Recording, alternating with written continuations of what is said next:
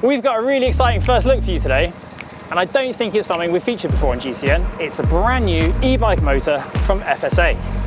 We're going to tell you how it works and all the details. But before we do that, make sure you subscribe to the channel if you haven't already done so, and click on the bell icon so you receive a notification every time we upload a new video.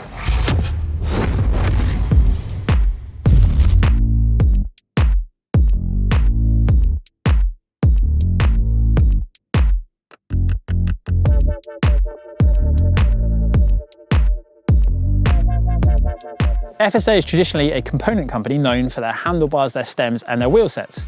More recently though, we've seen them diversify with their wireless group set, the K-Force Wii. This is something we're seeing cycling brands doing more and more of. Think of a company like Specialized. They make pretty much every product you could need on a bike. But for FSA, this is their first step into the e-bike market, and I love an e-bike, so I'm quite curious to see what it's like.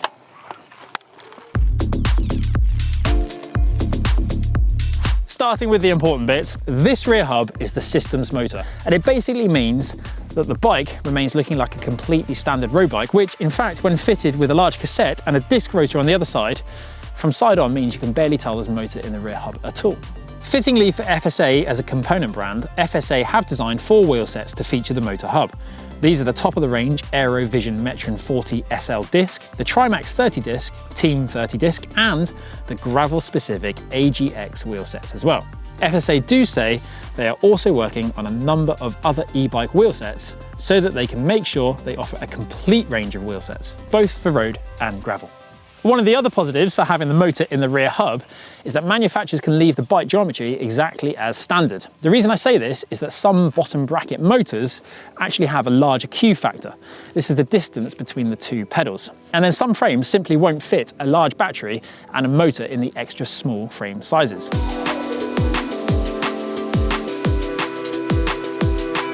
But having the motor in the rear hub means that the Q factor can stay as standard, and the motor will fit in even the smallest of frames. And I have to say, it does feel like a standard road bike. That is, until I start to pedal.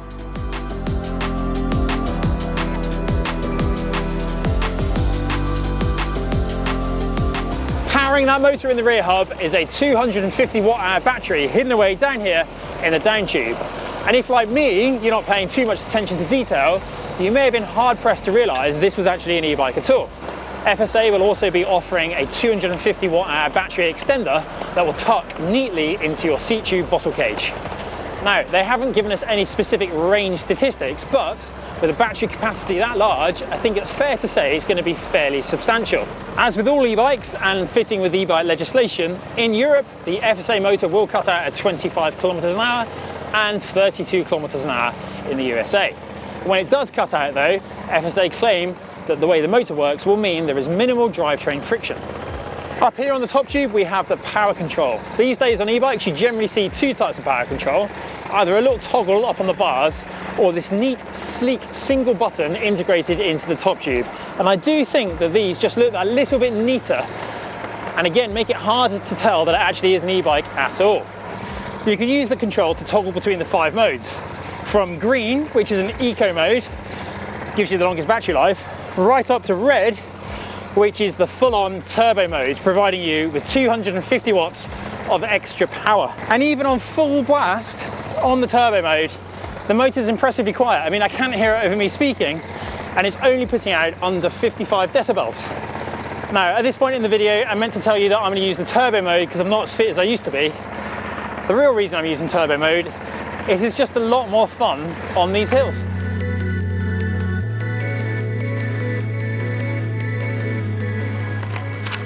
Altogether, FSA claim a complete system weight of just 4 kilos, which is really competitive and should mean it won't be too difficult to get a complete bike weight down to 11 kilos.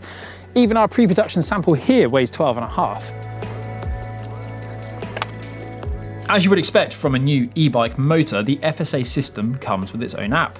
This contains all the normal features that you would expect, such as allowing you to check your battery life, the charge status of your battery, and a full diagnostic centre that also allows you to connect to the FSA service centres in case you do have any problems with your bike. Also, you can record your ride and even check your usage statistics, so you could work out if you're using your motor in the most efficient way possible.